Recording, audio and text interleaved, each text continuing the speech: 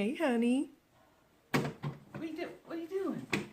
Today on the homestead, I'm gonna show you how to make a beefcake.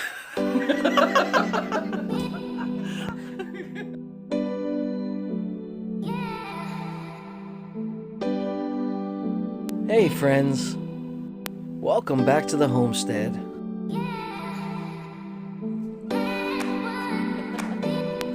If you caught our last video, you know that we've recently processed our pig that we've been raising for the past year.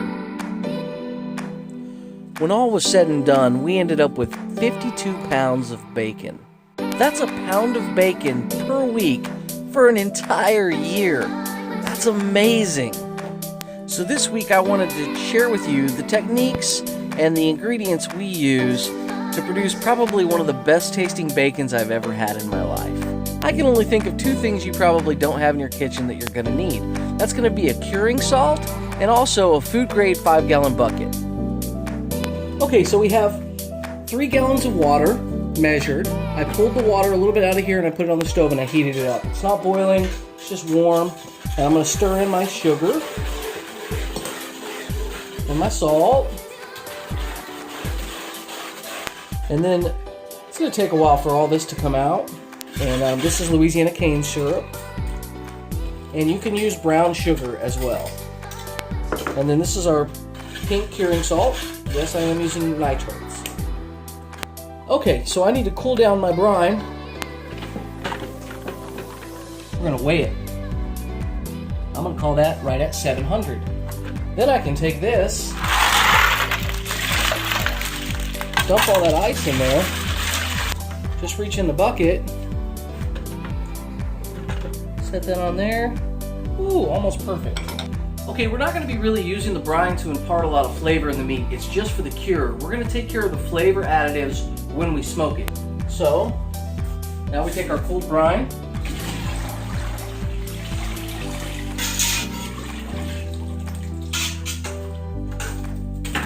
So, this is settled right in the brine. Same with this piece. Now this one has a lot more meat than the other piece. Drop it in. This is our jowl, our pork jowl. So nice thick fat there. Okay, that's a good sized chunk. That'll go in. Now we're getting into stuff that's pretty thick, right? So it's going to take a lot of time. It's going to take a lot of work for those salts to permeate all the way up through this from both sides. We'll come in, down on the board, make one cut all the way through, super clean. Now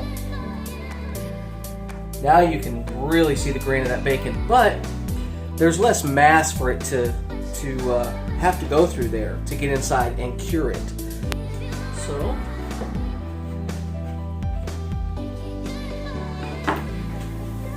look at that. Oh, look at that. Isn't that beautiful?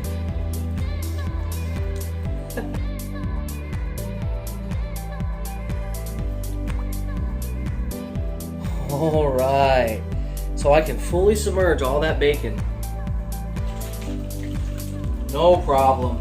We kept our bacon chilling in a brine for about 7 days, making sure to turn the bacon or shake the container every single day just to keep everything flowing. And this is what we ended up with. And now that the cure has done its job, we take it out to the smoker and really kick up the flavor.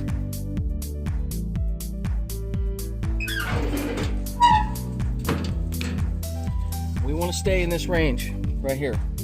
We don't want to see this go up to 250. So we are planning on cooking the bacon a little bit, but we're going to slowly heat it to an internal temperature that I'll disclose later. I got to double check it, is really why. I think it's about 150 degrees. I'm going to play it by ear. I usually do this in like a smokehouse, and we sold our property that I built the smokehouse on, so I'm going to build another one for you guys. Okay. Did I mention to you guys that this brine works on ham too? Oh yeah, that's right. We made a bunch of ham. What do you think? Okay, so what we're gonna do with our fire is we're gonna regulate it now more than you would if you were smoking a brisket. So I'm gonna close the fire off, almost completely smother it, and then come back and open the fire up about every 45 minutes and maintain an extremely low temperature while doing this. From here on out, it's fairly simple. Just maintain a temperature under 225 degrees, and you should be all right. You want to hit an internal temperature on the bacon of 150, and also keep glazing it. You can put as much maple or pepper or whatever you want on this bacon. You really can't mess it up.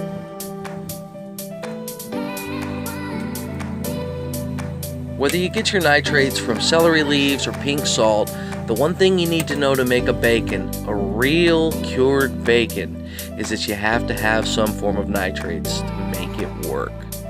If you just use salt, what's going to happen is you're just going to end up with the salt pork. It's unfortunate, but that's the way it is. Even on your nice Virginia hams, where they do just salt the meat, a bacteria that can live on that salt eats the salt and converts it over to nitrites. Just look at that beautiful bacon. I'll tell you what, I'm going to fry some up and I'll get back to you in a bit.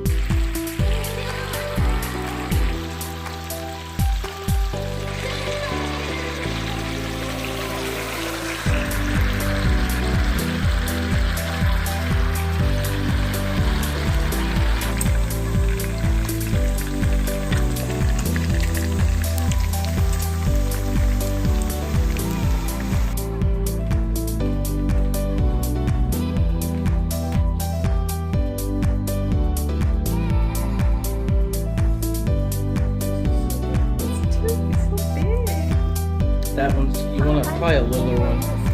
This one. I'm picking this one. Oh no. Oh my gosh. No way. Oh my gosh. It's the best bacon I've ever had in my That's entire the best life. bacon I've ever tasted in my life. Wow. It's like a slab I of don't ham. believe it. Slab of bacon. Oh my gosh. Wow. It's a winner. Yeah. Winner, winner. The ham turned out amazing. I couldn't slice it for you guys because we had to wait till morning. But trust me on this, it was delicious. Well, thank you so much for watching our video. If you liked it, please subscribe to our channel and give us a thumbs up. Greatly appreciate it.